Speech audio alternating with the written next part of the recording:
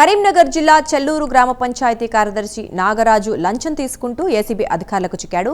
చల్లూరుకు చెందిన ఓ వ్యక్తి నుంచి కొత్త ఇంటి నెంబర్ కోసం నాగరాజు లంచం తీసుకుంటూ ఉండగా అధికారులు రెడ్ హ్యాండెడ్ గా పట్టుకున్నారు.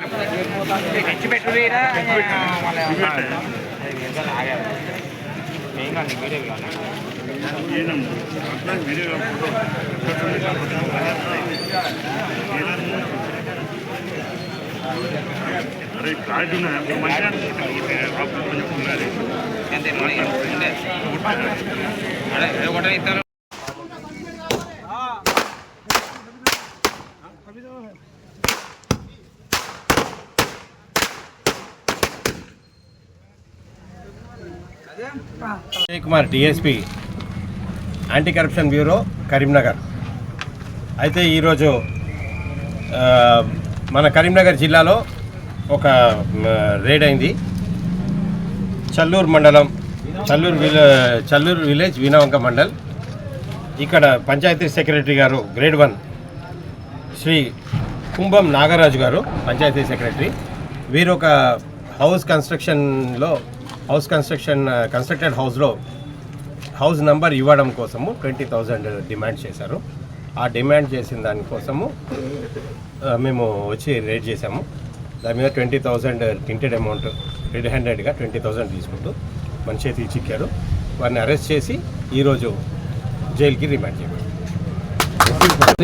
మీ చేతుల్లో ఉందండి. ఎవరైనా లంచాల కోసం గవర్నమెంట్ ఆఫీసర్స్ ఎవరైనా కూడా మీరిచ్చే ట్యాక్సెస్ మీరు పే చేసే ప్రతి గవర్నమెంట్ సర్వెంట్సే, గవర్నమెంట్ అఫీషియల్స్ కాదు.